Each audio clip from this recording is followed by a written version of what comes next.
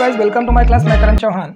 आज हम लोग प्लेन में एक जो कि लाइन और प्लेन का कंबाइंड टॉपिक होता है, यहाँ पर हम लोग पढ़ेंगे अनसिमेट्रिकल फॉर्म ऑफ लाइन। तो अनसिमेट्रिकल फॉर्म ऑफ लाइन से पहले सिमेट्रिकल फॉर्म ऑफ लाइन थोड़ा सा बता दें। सिमेट्रिकल फॉर्म ऑफ लाइन हमने क्या पढ़ा था? अगर मान लीजिए कोई लाइन थी जिसका पॉइंट पॉइंट ए से पास कर रही थी लाइन, जिसका पोजीशन वेक्टर हमारे पास गिवन था ए, और इस लाइन के अलोंग जो वेक्टर होता है वो बी अगर दिया है, तो उस लाइन का इक्वेशन हमने पढ़ा है R equals to A plus lambda times of B. और इसी को कार्टेशियन फॉर्म में x minus x1 upon L, y minus y1 upon M is equals to z minus z1 upon N, जहाँ पर पॉइंट ए का जो coordinate है हमारे पास x1 y1 z1 point A है, और इस लाइन के अलोंग जो वेक्टर था ये b, इस वेक्टर के DRS L और M N थे। तो ऐसी लाइन का इक्वेशन हम लोगों ने पढ़ा। ये तो सिमेट्रिकल फॉर्म ऑफ लाइन थी, और यहाँ पर हमें क्या जानना है? Unsymmetrical form of line. तो अनसिमेट्रिकल फॉर्म ऑफ लाइन देखिए क्या होता है। सबसे पहली बात तो आप जानिए कि अनसिमेट्रिकल फॉर्म ऑफ लाइन का मतलब क्या है भैया। तो अनसिमेट्रिकल फॉर्म ऑफ लाइन का मतलब ये है कि कोई भी अगर दो नॉन पैरेलल प्लेन है, अनपैरेलल प्लेन है, कोई भी दो प्लेन, जैसे मान लीजिए एक प्लेन हमारे पास ये है और एक प्लेन ये है, ये दो नॉन पैरेलल प्लेन हैं, तो ये दो नॉन पैरेलल प्लेन कहीं ना कहीं इंटरसेक्ट करेंगे। ऐसे अगर ये दोनों पैरेलल प्लेन इंटरसेक्ट करेंगे तो जहाँ पर ये इंटरसेक्ट कर रहे हैं यहाँ पर ये हमारे पास एक लाइन मिल रही है। जब ये इंटरसेक्ट कर रहे हैं, देखिए ये दोनों प्लेन अगर इंटरसेक्ट कर रहे हैं तो यहाँ पर एक लाइन मिल रही है। इसी लाइन का इक्वेशन हमें यहाँ पर क्या करना है? फाइंड आउट करना है। और इस लाइन को देखिए यहाँ पर क्या होता है हम लोग जानते हैं। तो देखिए, आइए सबसे पहली बात, तो यहाँ पर हमारे पास दो प्लेन होंगे। दो प्लेन, यहाँ पर एक प्लेन, जैसे मान लीजिए हमारे पास एक प्लेन ये है, एक प्लेन हमारे पास ये है, और दूसरा प्लेन ये है, दूसरा प्लेन ये है। ये दो प्लेन हैं हमारे पास, और ये दोनों प्लेन जहाँ पे इंटरसेक्ट कर रहे हैं, यानी कि ये इंटरसेक्ट कर रहे हैं, तो इस लाइन का इक्वेशन हमें क्या करना है भैया? यहाँ पर फाइंड आउट करना है। और ये लाइन होगी, इसी लाइन का इक्वेशन हमें यहाँ पर क्या करना है? फाइंड आउट करना है। तो यहाँ पर हमारे पास ये दो प्लेन हैं, और दोनों प्लेन क्या कर रहे हैं? यहाँ पर इंटरसेक्ट कर रहे हैं। तो देखिए यहाँ पर इस प्लेन का इक्वेशन हमें लिखा मिल सकता है डॉट वेक्टर में, वेक्टर फॉर्म में, r dot n2 plus d2 is equal to 0। इस प्लेन का इक्वेशन यहाँ पर दिया रहेगा r dot n1 r dot n1 plus d1 is equal to 0। ये दो प्लेन हैं, और ये दोनों प्लेन को अगर एक साथ लिख दें हम, यहाँ पर ऐसे लिख दें, अगर यहाँ पर टॉपिक है हमारा unsymmetrical form of line, unsymmetrical form of line, unsymmetrical form of line. यहाँ पर देखिए, अगर कोई भी दो प्लेन एक साथ लिखे जाएं, एक प्लेन ये है r dot n1 plus d1 is equal to 0, और r dot n2 plus d2 is equal to 0। अगर ये दो प्लेन साथ में लिखे जा रहे हैं तो ये क्या कर रहे हैं? लाइन के इक्वेशन को या लाइन को रिप्रेजेंट करते हैं। यहाँ पर ये दोनों प्लेन किसको रिप्रेजेंट करते हैं? यहाँ पर भैया लाइन को रिप्रेजेंट करते हैं। तो जिस लाइन को रिप्रेजेंट करते हैं उस लाइन का इक्वेशन हमें यहाँ पर क्या करना है? फाइंड आउट करना है। यहाँ पर थोड़ा सा देख लीजिए, जैसे मान लीजिए हमारे पास ये x एक्सिस है, और ये y एक्सिस है, और ये z एक्सिस है। तो ये हमारे पास कैसा प्लेन है? ये xz प्लेन है। xz प्लेन का मतलब हम लोग क्या लिखते हैं? xz प्लेन का मतलब y is equal to 0। xz plane का मतलब y इज इक्वल टू 0। और यहाँ पर ये xy प्लेन है। xy प्लेन का मतलब यहाँ पर xy प्लेन है, xy प्लेन का मतलब z इज इक्वल टू 0। और आप ध्यान से देखिए, ये जो xz प्लेन है, ये जो xz प्लेन है, ये xz प्लेन और ये जो xy प्लेन है इंटरसेक्ट कर रहे हैं, तो एक लाइन मिल रही है जो कि x एक्सिस है। क्लियर है? ये क्या है? x एक्सिस को रिप्रेजेंट करता है, यानी कि y0 z0 x एक्सिस हो जाएगा। तो यहाँ पर ये दोनों प्लेन हैं, y इज इक्वल टू 0 और z इक्वल टू 0। y0 का मतलब क्या है? यहाँ पर ये हमारे पास xz प्लेन है, और z0 होने का मतलब क्या है? xy प्लेन है। तो अगर ये दोनों प्लेन को हम साथ में ऐसे लिख दें, y इज इक्वल टू 0 और z इज इक्वल टू 0, तो ये क्या करता है? एक लाइन को रिप्रेजेंट करता है, जो कि लाइन हमारी x एक्सिस है, लाइन x एक्सिस है। सिमिलरली आप कह सकते हैं यहाँ पर अगर ये yz प्लेन है तो यहाँ पर x इज इक्वल टू 0 हो जाएगा। yz प्लेन का मतलब ये कितना हो जाएगा? yz प्लेन में वो x 0, और ये xy प्लेन का मतलब xy प्लेन यहाँ पर z 0। ठीक है? तो यहाँ पर भैया देखिए अब ये वाई जेड प्लेन x0 और ये एक्स वाई प्लेन यानी कि z0। तो ये एक लाइन को रिप्रेजेंट करेंगे और एक किसको रिप्रेजेंट कर रहे हैं, वाई एक्सिस को रिप्रेजेंट कर रहे हैं। किसको रिप्रेजेंट करेंगे यहाँ से, वाई एक्सिस को रिप्रेजेंट करेंगे। और अगर इसको हम बात करें तो ये हमारा एक्स वाई प्लेन है। एक्स वाई प्लेन होने का मतलब क्या है, यहाँ पर z0 है और यहाँ पर, हाँ ठीक है, ये इसका हो गया था। ठीक, तो यहाँ पर इसको देखते हैं हम लोग। ये अगर हमारे पास z0 है, सॉरी z0 नहीं, अगर ये लाइन हमारे पास ये किसका किसका इंटरसेक्शन है, यहाँ पर वाई जेड प्लेन देखिए, ये यहाँ से वाई जेड प्लेन होने का मतलब क्या है, वाई जेड प्लेन का मतलब x = 0 और एक्स जेड प्लेन है। एक्स जेड प्लेन का मतलब, एक्स जेड प्लेन मीन्स यहाँ पर ये एक्स जेड प्लेन है, यहाँ से y क्या हो जाएगा, 0 हो जाएगा, यानी x0 y0। तो एक लाइन को रिप्रेजेंट कर रहा है जो कि जेड एक्सिस का इक्वेशन को रिप्रेजेंट कर रहा है, ये जेड एक्सिस को रिप्रेजेंट कर रहा है। तो सिमिलरली यहाँ पर भी हमें ये दो प्लेन हैं और दोनों प्लेन को एक साथ लिख दिया गया है, तो ये लाइन को रिप्रेजेंट कर रहे हैं। इस लाइन को हम लोग जानते हैं, इसका इक्वेशन फाइंड आउट करेंगे और how to reduce the unsymmetrical form of line to symmetrical form of, इसको हम लोग अनसिमेट्रिकल फॉर्म से सिमेट्रिकल फॉर्म में कैसे कन्वर्ट करेंगे।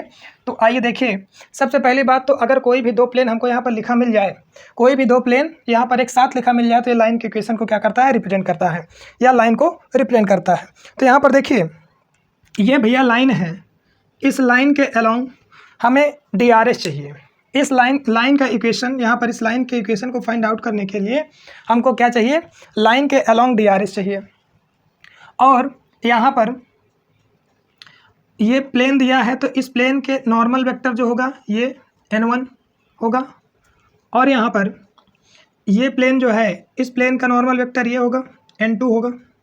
ध्यान से देखिए भैया, तो यहाँ पर जब हमने आपको बताया कि ये दोनों प्लेन अगर इंटरसेक्ट करते हैं, यहाँ पर ध्यान से देखिए, ये दोनों प्लेन जब इंटरसेक्ट कर रहे हैं, तो ये दोनों प्लेन इंटरसेक्ट करेंगे, तो यहाँ पर ये लाइन है और ये लाइन जो है क्लियरली क्या कर रही है, इस प्लेन पे भी लाई कर रही है और इस प्लेन पे भी लाई कर रही है। ये लाइन इस प्लेन पे भी लाई कर रही है और इस प्लेन पे भी लाई कर रही है। तो क्लियरली यहाँ से आप देखेंगे तो ये लाइन, अगर लाइन यहाँ पर ये मिल रही है और ये लाइन प्लेन पे लाई कर रही है, अगर ये लाइन प्लेन पे लाई कर रही है यहाँ पर, तो क्या करेंगे, इस प्लेन का जो नॉर्मल होगा इसके क्या होगी, परपेंडिकुलर होगी। और सिमिलरली यही लाइन हमारी इस प्लेन के में भी लाई कर रही थी, तो इसके नॉर्मल पे भी क्या होगी, परपेंडिकुलर होगी। तो यहाँ पर एक जो वेक्टर है, दो वेक्टर पर क्या है, परपेंडिकुलर है, तो वो वेक्टर हम लोग कैसे फाइंड आउट करेंगे, दोनों का क्रॉस प्रोडक्ट करके। तो देखिए यहाँ पर हमारे पास इस लाइन के अलोंग जो नॉर्मल वेक्टर है, मान लेते हैं n है। लाइन के अलोंग यहाँ पर नॉर्मल वेक्टर क्या हो जाएगा भैया, n हो जाएगा। तो यहाँ से जो लाइन हमारी अगर इस प्लेन के परपेंडिकुलर है, क्योंकि इस प्लेन पे लाई करेगी, तो इस प्लेन के क्या होगी, परपेंडिकुलर होगी, यानी इसके नॉर्मल और इसके नॉर्मल का डॉट प्रोडक्ट क्या होगा, 0 होगा यहाँ पर। और यहीं से ये लाइन जो है यहाँ पर इस प्लेन पे भी लाई कर रही है, यानी कि n.n2 भी क्या होगा, 0 होगा। क्लियर है। तो यहाँ पर देखिए, हमने आपको कई बार बताया, जब ऐसी कंडीशन मिले किसी एक वेक्टर का दो वेक्टर के साथ डॉट प्रोडक्ट 0 आ जाए, तो इस वेक्टर को निकालने के लिए हम लोग क्या करते हैं, n = n1 क्रॉस n2, दोनों का क्रॉस प्रोडक्ट करके हम लोग क्या कर सकते हैं, इस लाइन के वेक्टर को, इस लाइन के अलोंग वेक्टर को निकाल सकते हैं। तो यहाँ से इस लाइन के अलोंग वेक्टर तो मिल गया भैया। अब हमको क्या चाहिए, किसी भी लाइन का इक्वेशन फाइंड आउट करने के लिए लाइन पर एक पॉइंट चाहिए। तो ये लाइन पर की कोई पॉइंट फाइंड आउट करने के लिए या तो हम प्लेन, यहाँ पर हमारे पास ये प्लेन होगा, तो प्लेन में या तो हम x = 0 मान लेंगे, या तो y = 0 मान लेंगे, या z = 0 मान लेंगे। यहाँ पर क्योंकि यहाँ पर क्या है, देखिए इस प्लेन पे इस लाइन पे इनफाइनाइट नंबर ऑफ पॉइंट होंगे। तो इस लाइन पे अगर इनफाइनाइट नंबर ऑफ पॉइंट होंगे, तो जो पॉइंट इस लाइन पे लाई कर रहे हैं वो इस प्लेन पे भी लाई करेंगे और इस प्लेन पे भी लाई करेंगे। जो पॉइंट इस लाइन पे लाई कर रहे हैं, क्योंकि लाइन दोनों प्लेन पे लाई कर रही है, तो यहाँ पर दोनों प्लेन पे लाई करने का मतलब है कि जो पॉइंट इसमें लाई कर रहा है वो पॉइंट इसमें भी लाई करेगा, यानी कि वो पॉइंट इसके भी इक्वेशन को सेटिस्फाई करेगा और इसके भी इक्वेशन को सेटिस्फाई करेगा। तो यहाँ पर हम एक बार पॉइंट को फाइंड आउट करने के लिए यहाँ पर x = 0 मान लेंगे, या y = 0, या z = 0, यहाँ पर कुछ भी मान सकते हैं, आप इसके लिए फ्री हैं। तो यहाँ पर देखिए, यहाँ पर चलिए आइए हम लोग देखते हैं। यहाँ पर क्या करेंगे यहाँ पर, ठीक है, इस लाइन को नाम हम दे देते हैं, इंटरसेक्शन लाइन को L। let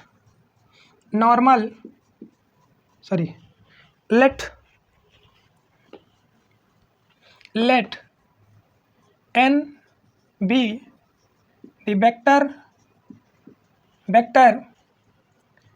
the vector along line of intersection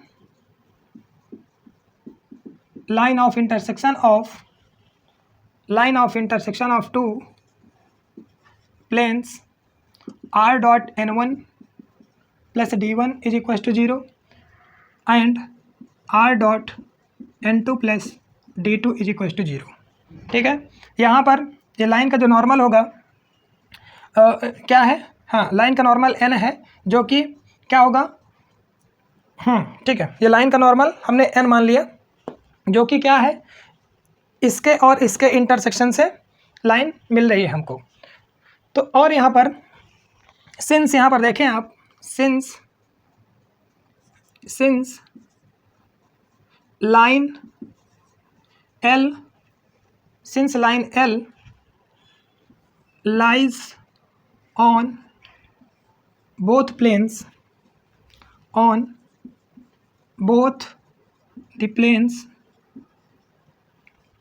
इसको नाम दे दें आप फर्स्ट और इसको दे दें second, both the planes first and second. तो ये क्या इम्प्लाई करेगा कि जो लाइन का नॉर्मल होगा, जो लाइन के अलॉन्ग वेक्टर होगा, वो इस पर क्या होगा भैया, परपेंडिकुलर होगा। क्लियर है, यहाँ पर देखिए ये लाइन है, अगर मान लीजिए इस प्लेन पे लाई कर रही है ऐसे, अगर इस प्लेन पे लाई कर रही है तो यहाँ पर क्या होगा, ये परपेंडिकुलर होगा, यानी कि ये क्या इम्प्लाई करेगा कि n dot n2 is equals to 0 and n dot n1 is equals to 0। क्योंकि ये दोनों प्लेन पे लाई कर रही है, तो दोनों ये लाइन जो है क्लियरली इसके नॉर्मल पे भी परपेंडिकुलर होगी और इसके नॉर्मल पे भी क्या होगी, परपेंडिकुलर होगी। ठीक है, यहाँ पर देख लीजिए, फिर से मैं बता देता हूँ, यही अगर समझ में आ गया तो सब खत्म है, इसमें कुछ है नहीं। अगर मान लीजिए यहाँ पर ये प्लेन है और एक प्लेन ये है, ये दोनों इंटरसेक्ट कर रहे हैं, यहाँ पर ये दोनों इंटरसेक्ट कर रहे हैं, तो ये क्या है, लाइन है। ये लाइन जो है, इस लाइन के अलॉन्ग हमको क्या चाहिए, वेक्टर चाहिए n।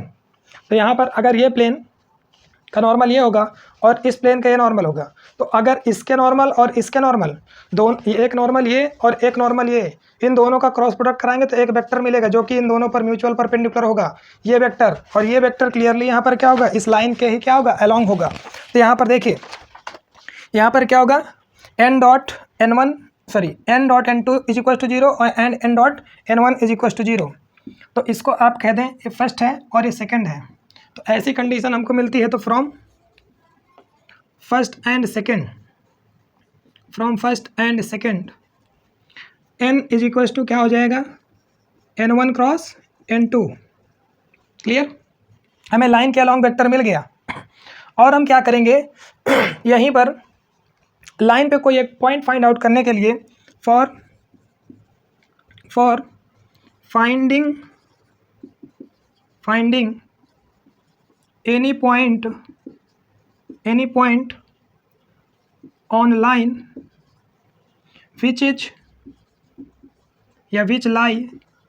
which lies also on both the planes first and second, जो पहले और दूसरे प्लेन पे भी वो पॉइंट होगा, तो हम लोग क्या करेंगे, we put x is equal to 0 और y इज इक्वल टू 0 और z इज इक्वल टू 0। इसमें से कुछ भी आप रख सकते हैं 0। तो जब x इज इक्वल टू 0 या z इज इक्वल टू 0 यहाँ पर पुट करके हम लोग क्या कर लेंगे, लाइन पर कोई पॉइंट फाइंड आउट कर लेंगे। और वो कैसे फाइंड आउट होगा, यहाँ पर ये हमारे पास है प्लेन का equation r dot n1 plus d1 is equal to 0। अगर इसको हम थोड़ा सा कार्टेशियन फॉर्म में लिखने की कोशिश करेंगे तो यहाँ से क्या हो जाएगा, ये मान लीजिए ये जो नॉर्मल है इसके अलॉन्ग जो वेक्टर n1 जो है यहाँ पर, इसके अलॉन्ग जो DRS है वो A1 B1 और C1 है, और इसके अलॉन्ग जो DRS है N2 के अलॉन्ग वो हमारे पास A2 B2 और C2 है। ठीक है, और यहाँ पर ये जो N है इसका मान लेते हैं कि ABC है, लाइन के अलॉन्ग DRS ABC। ठीक है, तो यहाँ से क्या हो जाएगा, इसका इक्वेशन हम लोग कार्टेशियन फॉर्म में लिखेंगे। तो कार्टेशियन फॉर्म में यहाँ से कितना हो जाएगा भैया, ये A1x plus B1y plus C1 और plus D1 is equal to 0। ठीक है, और क्या हो जाएगा, हाँ, and A2x plus B2y plus C2 और plus D2 is equal to 0 प्लस C2 Z plus D2 is equal to 0। तो यहाँ पर क्या करेंगे हम, या तो x 0 मान लें तो Z 0 मान लें, चल आप कुछ भी मान सकते हैं भैया, लेकिन चलिए मैं Z 0 मान कर रहा हूँ। यहाँ पर क्या कर रहा हूँ, अगर मैं Z 0 मान लूँगा, ये Z है, B1y plus C1Z plus D1 is equal to 0। तो यहाँ पर मैं क्या कर रहा हूँ, पुट कर रहा हूँ Z बराबर 0। तो मैं putting Z is equal to 0 in plane first and second. तो यहाँ पर क्या हो जाएगा, A1x प्लस B1y और प्लस ये D1 इज इक्वल टू 0, और यहाँ से क्या हो जाएगा, A2x plus B2y plus D2 is equal to 0। ठीक है, और इन दोनों इक्वेशन को हम लोग क्या करेंगे, सॉल्व करेंगे। सॉल्व करके यहाँ से हम लोग क्या करेंगे, x y की वैल्यू निकाल लेंगे, और जब x और y की वैल्यू निकल जाएगी तो वो एक पॉइंट मिलेगा जो कि इस लाइन पे लाई करेगा, और z बराबर यहाँ पे क्या होगा, 0 होगा, क्योंकि z बराबर 0 तो हमने मान ही लिया है। तो एक पॉइंट तो यहाँ पर 0 होगा और 2 पॉइंट यहाँ से x और y हम लोग निकालेंगे। चलिए यहाँ से x और y की वैल्यू हम लोग फाइंड आउट करते हैं। चलिए देखिए भैया, इसको कुछ हटा देते हैं हम।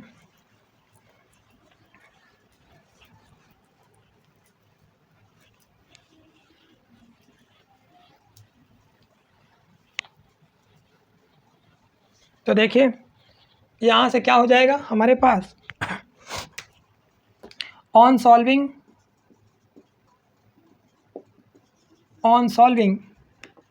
इस इक्वेशन को A1x plus B1y plus D1 is equal to 0 और A2x plus B2y plus D2 is equal to 0। ठीक है, इन दोनों को हम लोग क्या करेंगे, सॉल्व करेंगे। तो सॉल्व करके हम लोग क्या करेंगे, कैसे सॉल्व करेंगे, यहाँ से क्रॉस मल्टीप्लिकेशन मेथड हम लोग यहाँ पे अप्लाई कर सकते हैं। यहाँ से x y और ये 1। ठीक है, यहाँ से क्या हो जाएगा, ये हम x निकाल रहे हैं तो इसको ढक देंगे, B1 D2 minus B2 D1, B1 D2 minus B2 D1। Clear है, B1 D2 minus B2 D1 is equal to y upon y वाले को ढकेंगे हम लोग, तो क्या हो जाएगा, अब इधर चलते हैं, क्रॉस मल्टीप्लिकेशन मेथड आप लोग क्लास 10th में पढ़े हैं। क्या हो जाएगा, ये A2 D1 minus A2 D1, sorry गड़बड़ हो गया कुछ, हाँ नहीं सही है, ये B1 D2 minus B2 D1 और इसको ले रहे हैं, तो यहाँ से हो जाएगा A2 D1 minus A1 D2 is equal to ये A1 B2 minus A2 B1। Clear है, तो ये लाइन के अलॉन्ग हमें क्या मिल गया, वेक्टर, सॉरी यहाँ पर ये लाइन पर क्या मिल रहा है हमको, पॉइंट मिल रहा है। ठीक है, ये लाइन पर हमको क्या मिल रहा है, पॉइंट मिल रहा है ना। तो लाइन पर हमको पॉइंट मिल जाएंगे। यहाँ पर क्या मिल जाएगा, ये x की वैल्यू हो गई, ये y की वैल्यू हो गई। ठीक है, यहाँ से देखिए क्या हो जाएगा, यहाँ पर x की वैल्यू ये हो जाएगी। अगर इसको इसके इक्वेट करवा दें हम लोग, यहाँ से x इज इक्वल टू कितना हो जाएगा, B1 D2 minus B2 D1 upon A1 B2 minus A2 B1। Clear, और ये y इज इक्वल टू यहाँ पर कितना मिल जाएगा, देख लीजिए आप, y is equal to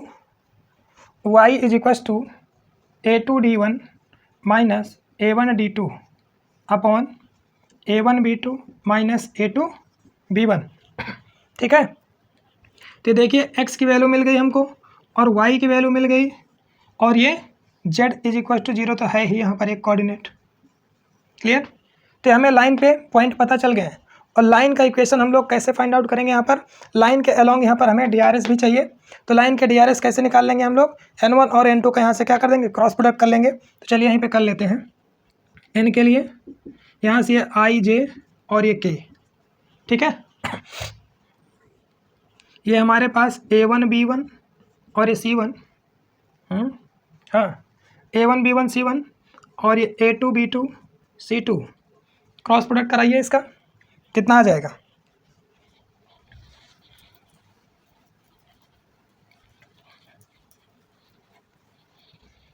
cross product जैसे ही हम लोग कराएंगे यहाँ से ये आ जाएगा आई कैप, ये नॉर्मल है लाइन के अलोंग, सॉरी लाइन के अलोंग वेक्टर, ये कितना आ जाएगा B1C2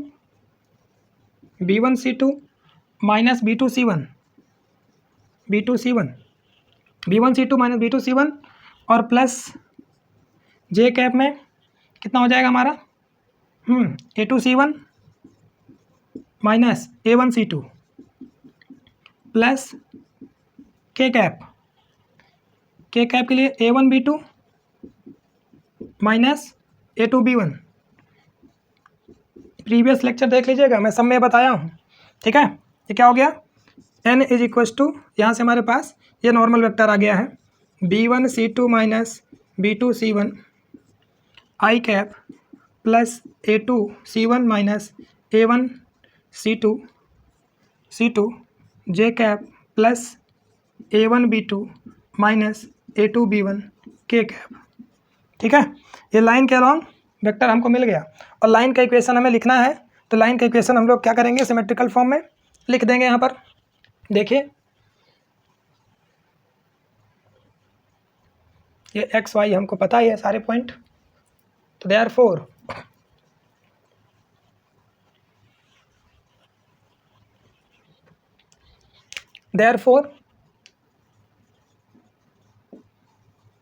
therefore in symmetrical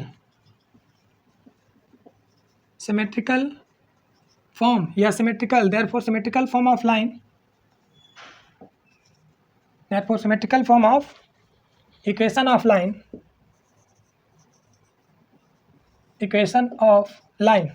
क्या हो जाएगा, x माइनस x1 इस पॉइंट से पास कर रही है, ठीक है। क्या हो जाएगा यहाँ पर, ये बोलिए B1D1 minus B2D1 upon A1B2 minus A2B1 upon ये x माइनस x1 अपॉन कितना होता है L A2B1, ठीक है।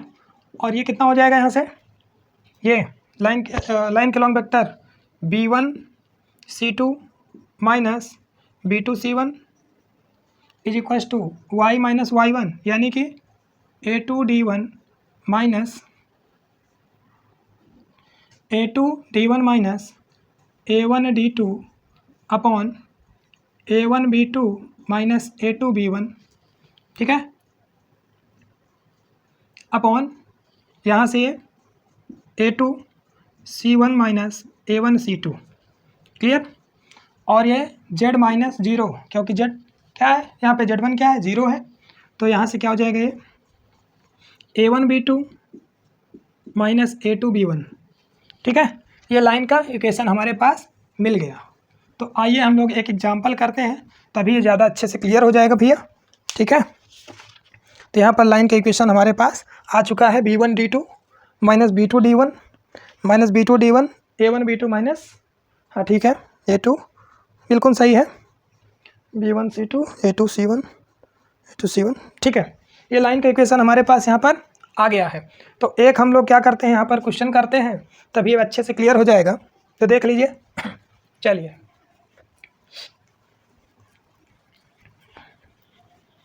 यहाँ पर हमको ये तो दो वेक्टर कार्टेशियन फॉर्म में दिए रहेंगे, या तो वेक्टर फॉर्म में दिए रहेंगे दो प्लेन, कोई भी दो प्लेन हमको या तो वेक्टर फॉर्म में दिए रहेंगे या तो कार्टेशियन फॉर्म में दिए रहेंगे, तो उससे तो हमें कोई फ़र्क पड़ता नहीं है। हम लोग दोनों से पढ़ चुके हैं, आप लोग को कितना पढ़ाया गया, प्लेन को कैसे कार्टेशियन फॉर्म में करना है, कैसे वेक्टर फॉर्म में करना है, सब अच्छे से पढ़ लीजिए आप लोग।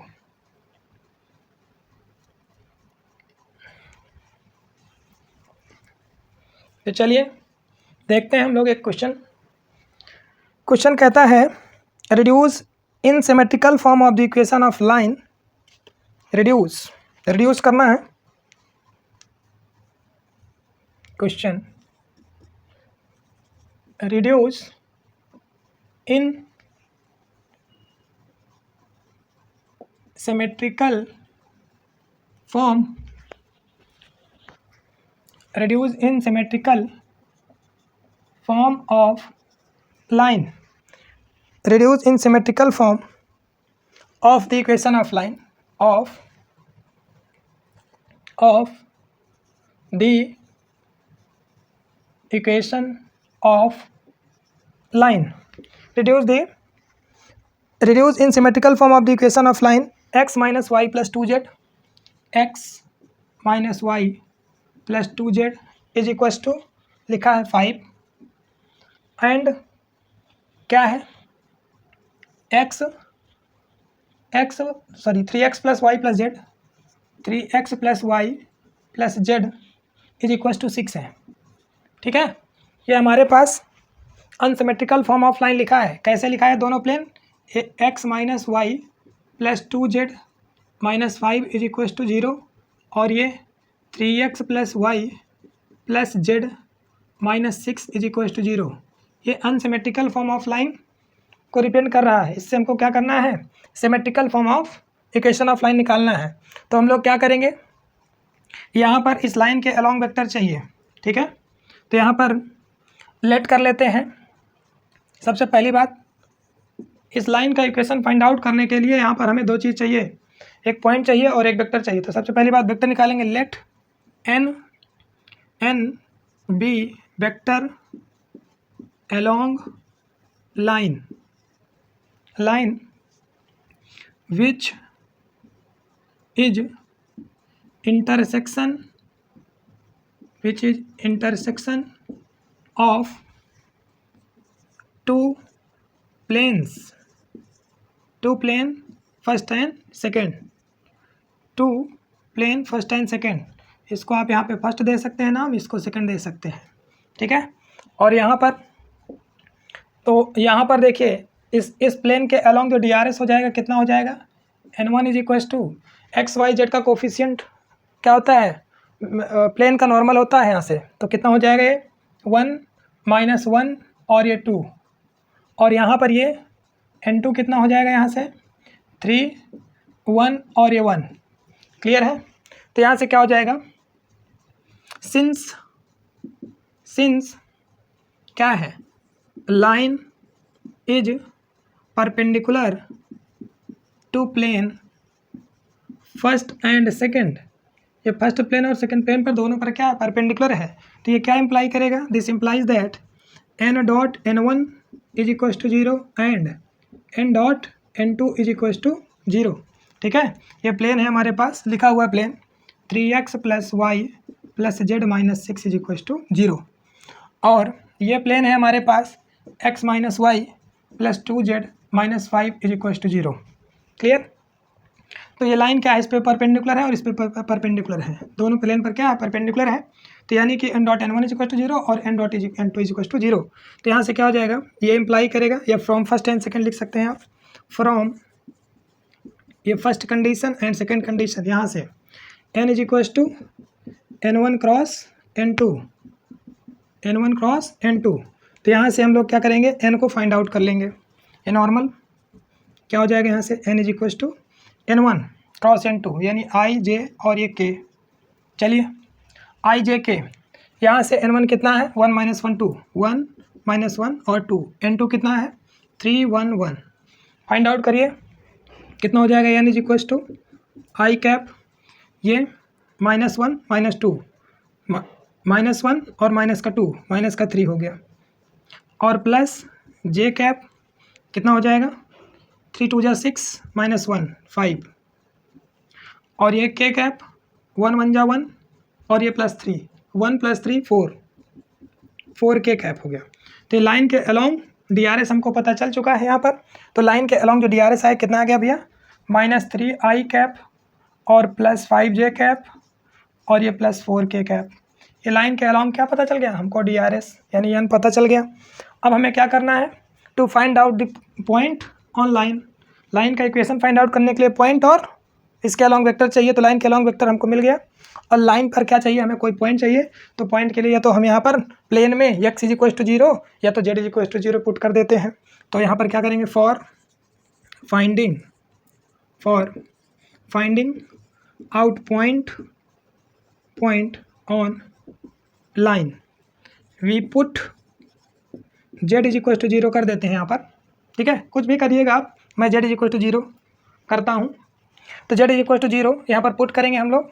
Put z = 0 in plane first and second.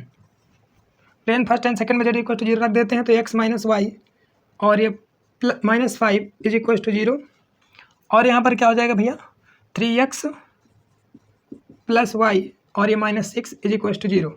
ये दो लाइन है दो इक्वेशन है हमारे पास, लीनियर इक्वेशन इन 2 वेरिएबल। इनको सॉल्व करना हमें बड़े अच्छे से आता है। कोई भी मेथड आप लगाइए, क्लास 10 से पढ़ते चले आ रहे हैं, चाहे एलिमिनेशन मेथड लगा दीजिए, चाहे सब्स्टिट्यूशन, चाहे क्रॉस मल्टीप्लिकेशन, जो भी बढ़िया लगे। तो यहाँ पर मैं क्या करता हूँ एलिमिनेशन से सॉल्व कर देता हूँ। अरे एलिमिनेशन भी हाँ बिल्कुल। तो देखिए इन दोनों इक्वेशन को एक बार हम लोग जोड़ दें। तो जोड़ेंगे तो y तो ख़त्म हो गया। तो ये कितना हो जाएगा 4x हो जाएगा और ये -6 -5 -11 हो गया। क्लियर है, इधर आ गया ये प्लस में हो गया 11। ठीक है बिल्कुल। तो x की वैल्यू यहाँ से आ जाएगी हमारे पास 11/4। y की वैल्यू किसी में रख कर हम लोग फाइंड आउट कर लेंगे। तो कितना हो जाएगा 11/4 - y और -5 = 0। यहाँ से कितना हो जाएगा 11/4 - 5 = y यानी कि 4 × 5 = 20, 11 में से 20 गया -9 -9/4 = y और z = 0। ये लाइन पर हमें पॉइंट पता चल गया है। अब लाइन का हमें क्या करना है इक्वेशन फाइंड आउट करना है। देयरफॉर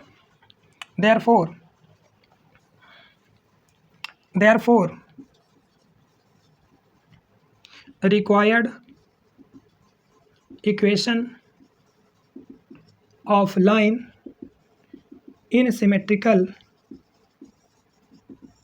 फॉर्म क्या हो जाएगा x - x1 हमारे पास है 11/4 अपॉन L लाइन के अलोंग DRS -3 और ये y - y1 यानी कि +9/4 अपॉन M5 = z - 0/4। तो ये लाइन का इक्वेशन हमारे पास symmetrical form of equation of line यहाँ से आ गया है। ठीक है कितना आ जाएगा x - 11/4 y + 9/4/5 और ये z - 0/4। ठीक है ये बिल्कुल सही है। इसको आप और आगे कर सकते हैं करना चाहें तो। ठीक है थोड़ा सा कर देते हैं। ये लाइन का इक्वेशन है, एक स्टेप थोड़ा सा और बढ़ा सकते हैं आप इसको। यहाँ पर ये क्या हो जाएगा 4x - 11 है ना भैया 4x और ये -11 4x - 11 अपॉन ये -3 × 4 = 4y और ये +9/5 × 4 और ये z - 0/4 यानी 4 यहाँ पर क्या है। इसी को आप पूरे इक्वेशन को 4 से मल्टीप्लाई भी कर सकते हैं। तो पूरे से 4 से क्या कर देंगे 4 से मल्टीप्लाई कर देंगे या इसी को 4 से डिवाइड कर दें आप।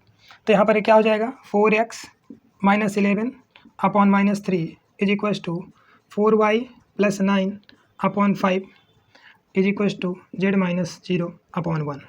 ये लाइन का इक्वेशन हमारे पास कार्टेशियन फॉर्म में आ गया है। ठीक है भैया चलिए आज के लिए इतना काफ़ी है। तो इसको आप लोग अच्छे से करिए। इस टॉपिक के जितने भी क्वेश्चन हैं अनसिमेट्रिकल फॉर्म से कैसे हम लोग लाइन को सिमेट्रिकल फॉर्म में रिड्यूस करते हैं। अब इसके बाद हम लोग नेक्स्ट क्लास में angle between line and plane पढ़ेंगे और फिर उसके बाद हम लोग 2-3 टॉपिक और हैं इसमें डिस्कस कर लेंगे, हो जाएगा चैप्टर कंप्लीट। ठीक है भैया थैंक यू।